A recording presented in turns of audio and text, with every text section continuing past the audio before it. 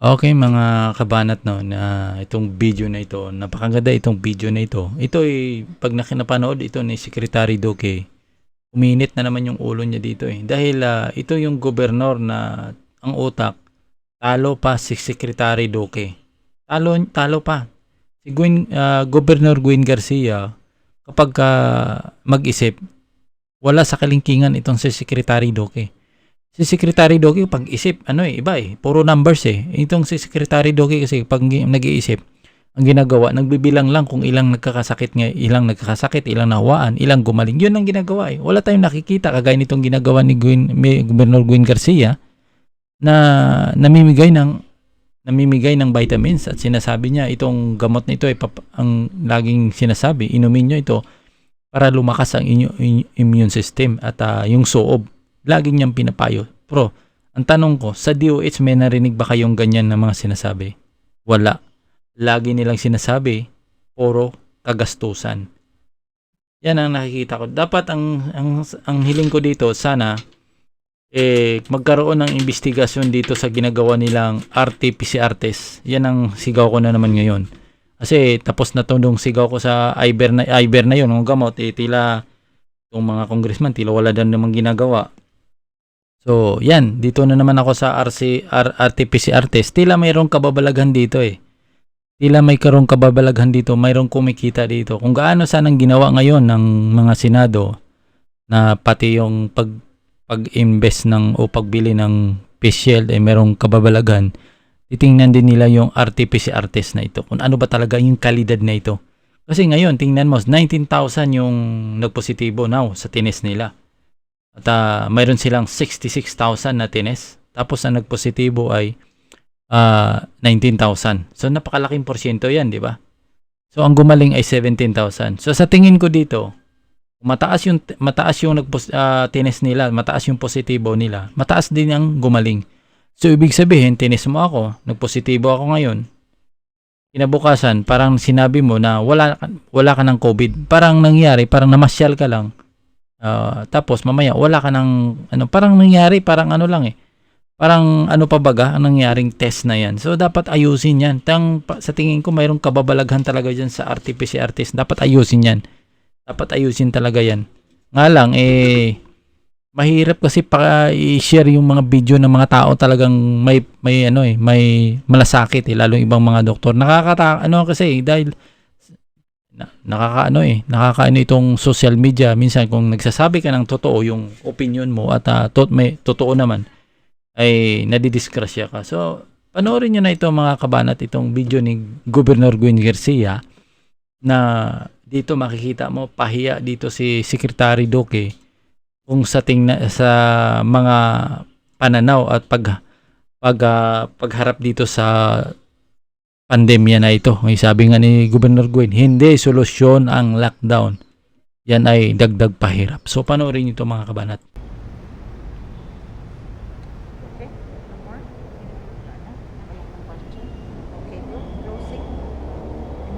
Well, in closing, I think I've closed it already. Ganina, usbon na lang ni nako nga sama sa giingon ko bisag unsa pay akong atubangon ug giatubang. Kamo gihapon mga subuanon, mao'y akong prioridad. Ug paningkamutan nako ang tanan, kutob sa akong maabot. Kutob sa akong mahuna-hunaan, kutob sa akong mahimo. Nga labaw sa tanan ang inyong kaayuhan. Mao'y mo patigbabaw. Gikinahanglan ta magbalanse.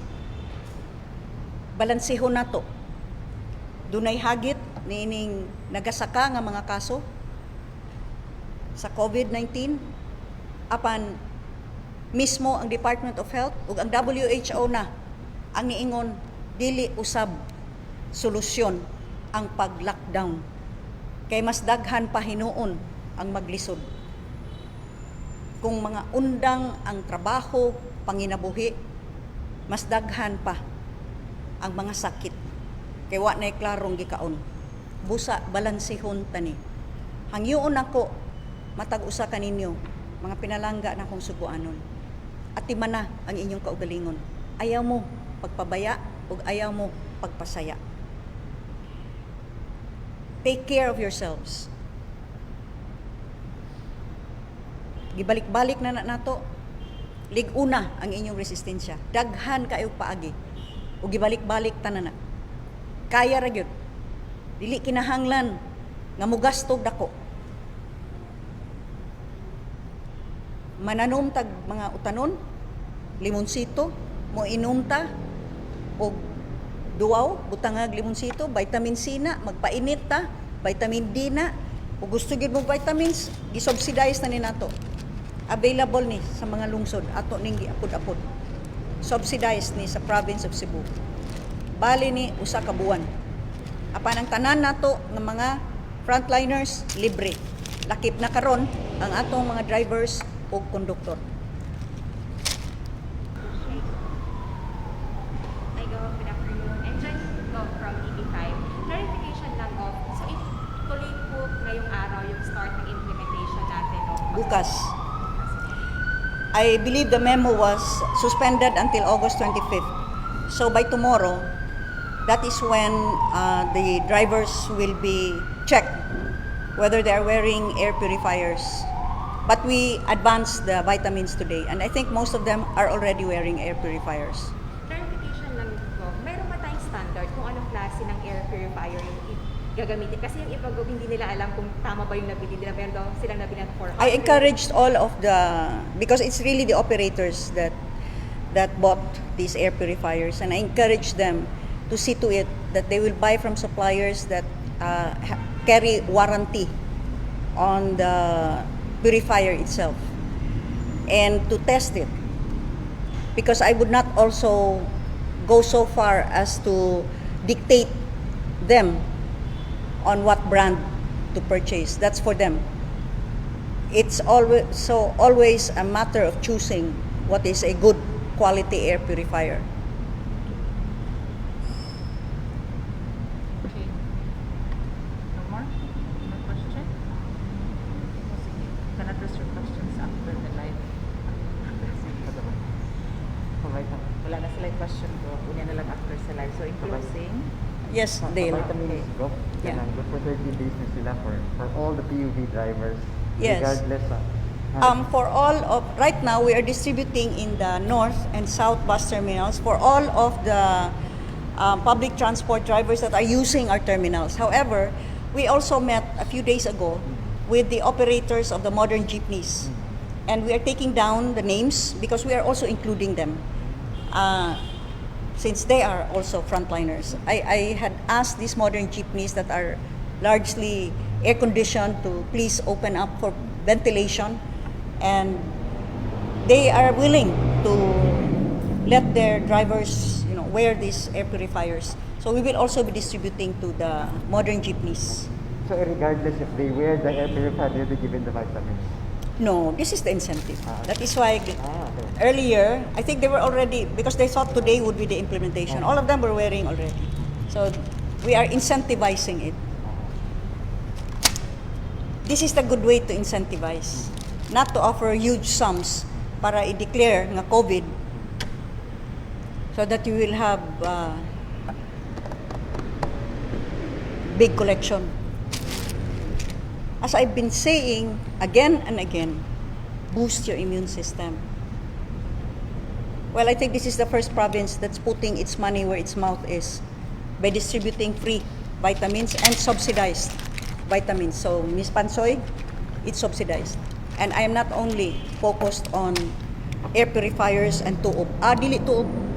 Steam inhalation. included man ang conductors na aside sa driver. Yes, including the conductors. Now, every bus has at least 2 drivers because they're on shift and 2 conductors. So we are including the conductors because they're also always on the bus. They are just as exposed. Well, even the DOH has already said that prolonged lockdowns don't work. We just need to find that proper balance. And if we are to put it in proper context, Cebu province certainly does not rank as among the top 10 with highest incidence per 100,000. To think that with a population of 3,200,000, with 44 municipalities and 6 component cities, Cebu province ranks number 33 with an incidence of 169 per 100,000 compared to the number 1 ranking province of Apayao, which has an incidence of 613 cases per 100,000. That is, I believe, the proper, fair, just, and equitable way of looking at figures and analyzing figures. Today's headline in the Freeman states that Cebu province has the most deaths. Again, without putting into proper context exactly how does the number relate to the population. Remember, while other cities have populations of 600,000 or 900,000, the province has thrice that number at 3,200,000. And so we once again, using DOH figures from the Department of Health as of August 24, 2021, we ranked the provinces and cities in accordance with the incidence, meaning the number of cases per 100,000, because that really is the proper way to go.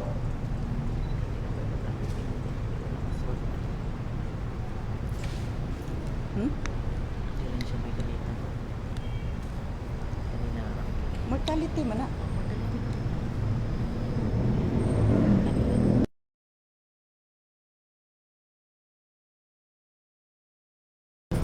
Ano nga rin? That is how cases have always been determined. Severity of a disease has always been determined since time immemorial in the medical field. The seriousness of a disease is always determined in accordance with incidence to population. And so, what is the ranking here? In the top ranked provinces and cities, the city of San Juan, with total deaths at 205 and a population of 122,886, ranks number 1. What is the mortality per 100,000? It's 166.8. How do you get this? Total deaths divided by population. Cebu City ranks next with total deaths at 1,123 and a population of 922,611. That gives you a mortality rate per 100,000 of 121.7. The city of Pasig ranks number 3, 785 total deaths, vis-a-vis a population of 755,300 or 103.9 deaths per 100,000. This is followed by Baguio City, the city of Makati, Mandaue City at number 6, the city of Valenzuela, City of Santiago, Iloilo City, City of Mandaluyong, Pasay City, City of Manila, City of Malabon, Marikina, then Lapu-Lapu City, with deaths at 296 and a population of 408. That gives you a mortality rate of 72.5 per 100,000.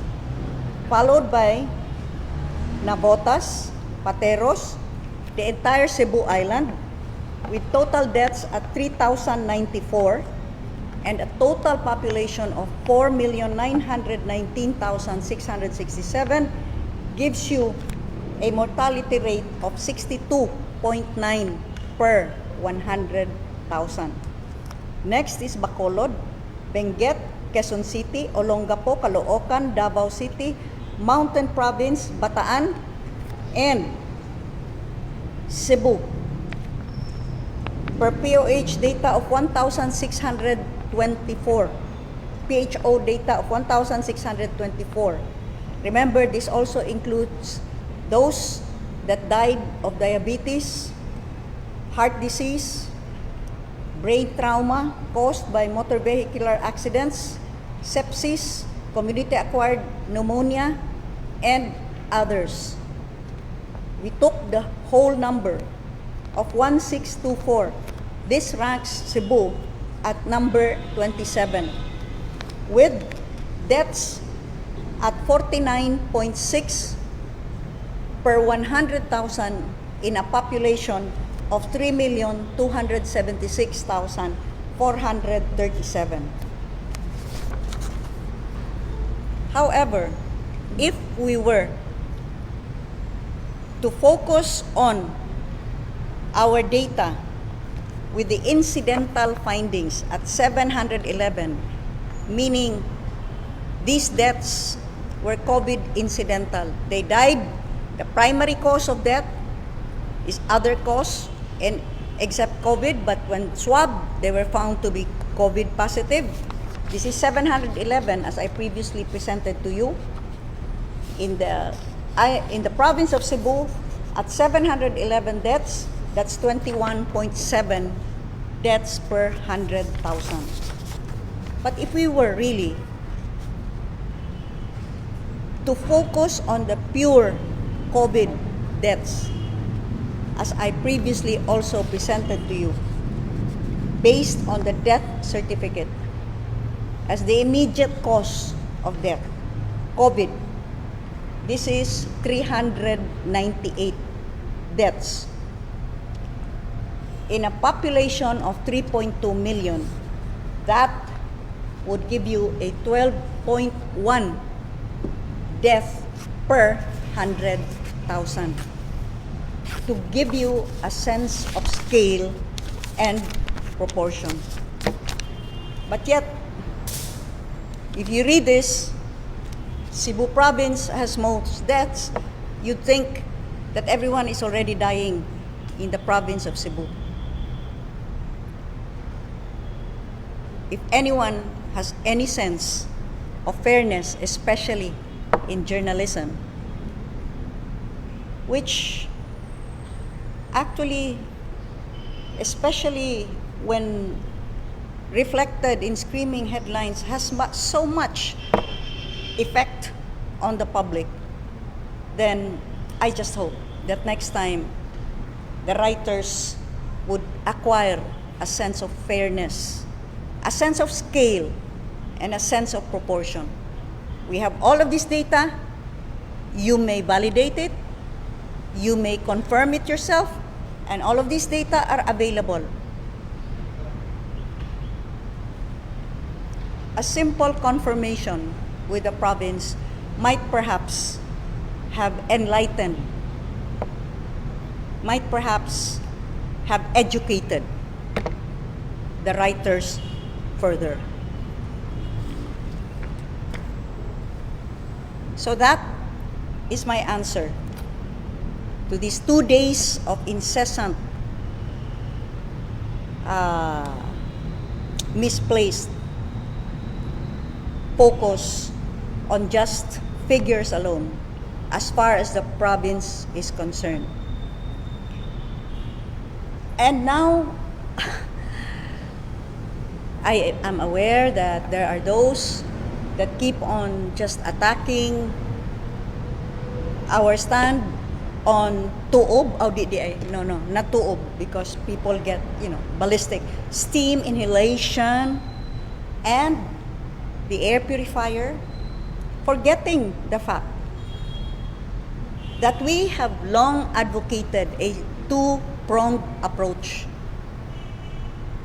For those that are truthful enough, stop peddling half-truths and blatant lies. We have advocated a two-pronged approach. One is the use of science and technology, and therefore we are pushing for the use of air purifiers with HEPA filters and personal air purifiers as an added defense on top of all the masks that you want to wear and all the face shields, which we have been doing for a year and a half. Surely, we continue to have these cases. If this alone could give an additional 10%, why don't we use that to help ourselves? But you see, I have not only been talking about toob and air purifiers, Ms. Ruby Pansoy. You think that was all I've been advocating? When we talked about boosting the immune system, and it's part of all my EOs, even from as far back as EO 20 and 20-A dated last year when we reopened tourism subject to very strict protocols. We included in there the health regimen. Health regimen meaning give your body. Your body has that first line of defense. Boost your immune system in order to protect yourself from COVID-19 or any other disease for that matter. And that is why, since the beginning of this year, we have been distributing vitamins to all of our frontliners, to over 55,000 barangay health workers, barangay tanods, daycare workers, barangay nutrition scholars, all of our barangay officials, our traffic enforcers, our emergency responders, and all that are actually out there in the front lines, including the PNP.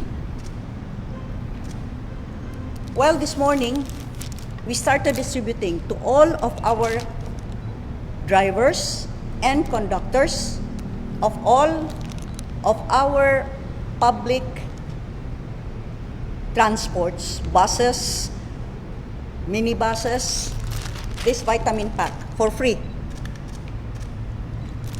This is 1 month supply, 30 capsules of vitamin C with zinc, 30 tablets of vitamin B complex, and 30 capsules of calcium with vitamin D3. We have started distributing to all of our drivers and conductors who are now wearing air purifiers. As an incentive for them to continue wearing these air purifiers, we are giving these vitamin packs for free. In the same way that we are also distributing these to all of our frontliners for free. For the general public, we will be subsidizing this vitamin pack. Again, with vitamin C plus zinc, vitamin B complex, and calcium with D3. We are very transparent. The actual cost of this is 192.30, 1 month supply. We are subsidizing almost 11% of that. So from 192.30, the public can buy this at 172.50 for 1 month's supply of vitamins. Even as we continue to advocate healthful living, as we encourage people to exercise, to go out and smell fresh mountain air and fresh sea air, to go to the sea because saline is good for you. Even as we continue to advocate healthful eating through our Sugbusog program, asking our households, puroks, barangays, and local government units to plant vegetables for home consumption or for additional income once the harvest goes beyond the household need. So this is what we are doing in the province of Cebu. I thought that I would take this opportunity to go live because half-truths or blatant lies that are peddled incessantly soon get to be accepted as truths. Was it Goebbels who said, "Repeat a lie incessantly and soon people will believe you"? Well, I would like to think that the Cebuanos are better than that. That they are not as gullible as some people would want them to be. Mga pinalangga, ug binati kong mga Cebuanon, ilabi na sa probinsya sa Subo, kalauman ninyo nga nagpadayon ta, bisan pa man sa tanang pag-uyog, tanang mga unos nga akong giatubang. Magpadayon ako, pag-alagad kaninyo kay inyo man kong gipili. Inyo ma akong gisangunan ni ining dakong responsibilidad nga magtan-aw kung unsaon nato pag-atubang kining dakong hagit karon. Dili lamang ang probinsya ang nagatubang, kung dili ang uban usab nga mga syudad, ang ubang mga probinsya, gani ang tibuok kalibutan. Sa sunod nga higayon nga magpakita ta unta og mga figuras maayo tingali unta nga ato sad hinumduman kung unsa og pila kadaghan ang probinsya sa Subo. Put it scale and proportion. That is the fair, just, and equitable way to go. And that is the Cebuano way. Dinhin na lang kutob. Salamat sa inyong pagpaminaw. Dunay mga pangutana. So yan mga kabanat, no, maraming salamat ko sa sa panonood nyo at yan, napakaganda itong diskusyon ni Gwen, Governor Gwen Garcia, kung saan makikita natin na lahat ng sinasabi niya ay may punto, lalo na doon. Kung gusto nyo panood talaga mga kabanat ang video na ito, no, pwede nyo puntahan yung Gwen Garcia, Governor Gwen Garcia sa Facebook. Makikita nyo doon yung discussion niya kasi inahambing niya na tila itong Cebu ay pinag-iinitan ng mga media, mainstream media, parang itong dinadown. Kasi only si Governor Gwen Garcia lang na may kakaibang protocol na hindi niya sinusunod itong IATF na ang IATF na Nograles na yan, na siya yung pahirap din, di rin nag-iisip. Iwan ko bakit kasi si President Duterte ang pinaglalagay dyan ng mga head ng IATF, yung mga taong wala namang karanasan. Di ba? Bakit hindi nila i-appoint itong mga kagaya nila ni Doc Agbayani? Bakit hindi nila i-appoint dyan? Di ba? Maraming mga doktor dyan na matitino.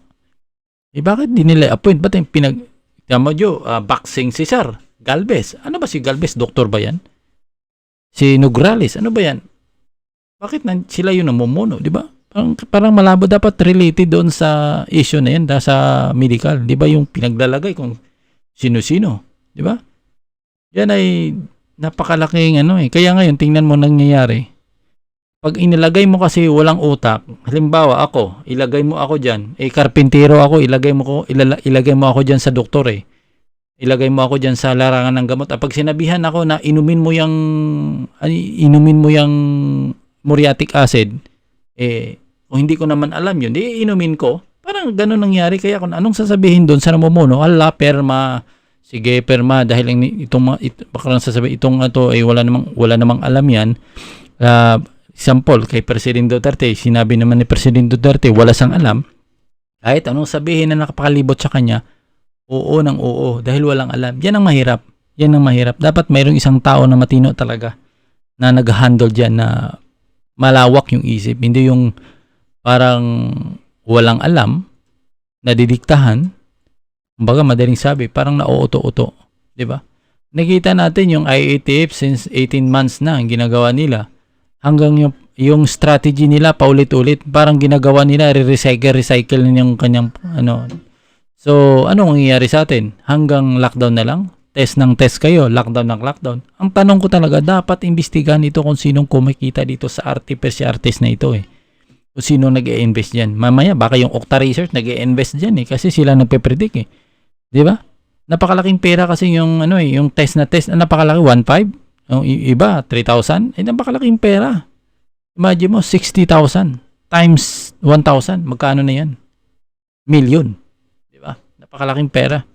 Napakalaking pera ang kinikita ng mga ano, dapat maimbestigahan talaga ito. Mayroon talagang anomalya dyan, lalo na dito sa ginawang test na yan. Baka mamaya tama yung sinabi ng ilang mga doktor. Hindi ko na kasi ma-share eh. Kasi tinanggal ko kasi warning eh, na talagang mayroong mali dito sa pang-test na ito. Nakakaano lang. Mayroon talagang mali dyan at dapat matingnan yan mabuti na lalo na madinig dyan sa Kongreso o Senado para mabusisin para matigil na yan, kagaya ng sa PhilHealth natigil na yung nabisto yung kabalastugan nila. Ganon din sana dyan, kasi pag hindi nyo ginawa ng aksyon yan, hanggang kailan tayo? Makikita nyo talagang realidad eh. Ano bang epektibo? Dapat mag-isip yung mga congressman natin eh. Ano ba itong pang test ng test na ito?